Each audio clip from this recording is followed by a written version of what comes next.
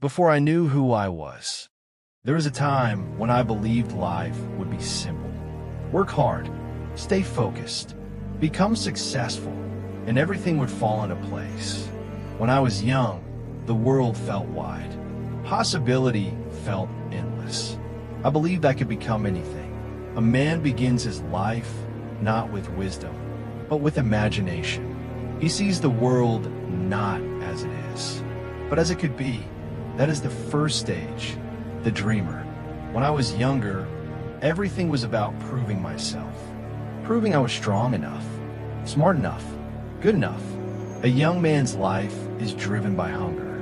He wants respect, status, validation. He wants to matter. And most of all, he wants to be seen. In this stage, ego is loud. Confidence is fragile. Ambition is aggressive. You chase success not because you understand it, but because you think it will complete you. I remember the first time I achieved something big. It felt powerful, like I had finally arrived, but the feeling didn't last. Because the truth is, arrival is an illusion. In youth, we believe success will silence insecurity. It doesn't. It just raises the bar. The dreamer believes, when I get there, I'll feel whole, but there is always another there. And so he keeps chasing. In this stage, risk feels exciting. Consequences feel distant. You make bold decisions, sometimes foolish ones, but you believe time is infinite. A young man overestimates his strength, underestimates time. He thinks energy is permanent. He believes mistakes are reversible. Sometimes they are, sometimes they're not. But youth protects him from seeing long-term cost. That blindness is both gift and danger. Eventually, something breaks. A relationship ends. A career stalls. A dream collapses. And for the first time, the dreamer questions himself. Who am I if I fail? Who am I without applause? This is where many men either grow or become bitter, because pain forces reflection, and reflection forces maturity. And slowly, the dreamer begins to fade. Then comes the second stage, the builder. This is where life stops being about proving and starts being about providing. Responsibility replaces ego.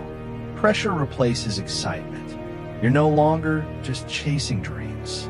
You're carrying weight, and weight changes a man. There's a moment in a man's life when everything changes. Not loudly, not dramatically, but permanently. The moment he realizes people depend on him, not for inspiration, not for dreams, but for stability, provision, protection. And suddenly, life stops being about what do I want and becomes what must I carry? That is the beginning of the builder. No one prepares you for this pressure. The quiet financial calculations, the invisible expectations, the fear of falling short. A man rarely says, I'm overwhelmed. He says, I'm finite, and keeps going, because stopping isn't an option. Strength in this stage isn't loud. It's silent endurance.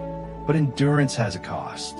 And if a man doesn't release pressure, it builds internally. Somewhere in his 30s or early 40s, a man notices something uncomfortable. He remembers who he used to be, the risk taker, the dreamer, the hungry one, and he compares that version to the responsible version he became. And sometimes he feels smaller, not weaker, smaller, because the world rewarded his reliability, but it slowly starved his ambition. And now he wonders, did I grow, or did I just settle? Men don't talk about loneliness, especially not in their 40s, because loneliness at that age feels like failure. You have people around you, but you don't always feel understood. You carry problems quietly. You filter your fears. You become the emotional container. But containers crack, and sometimes a man doesn't need advice. He needs permission to admit he's tired. Every builder reaches a crossroads. Continue as you are. Maintain, endure, or evolve again. Some men double down on routine. Others wake up. They start training again, learning again, challenging themselves again, because they realize something powerful. Responsibility is not the end of growth. It is the test of it.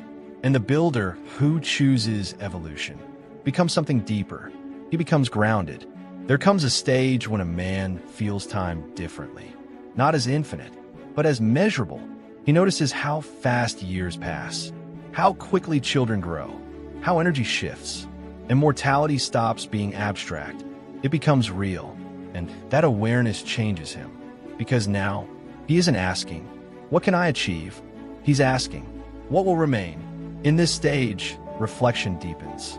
He remembers chances he didn't take, words he didn't say, risks he avoided, time he wasted. Regret visits quietly, but regret isn't there to destroy him. It's there to teach him, because wisdom often grows from reflection, and reflection requires honesty.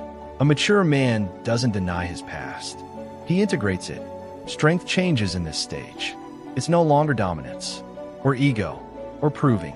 Strength becomes patience, guidance, emotional control, the ability to remain calm when chaos appears.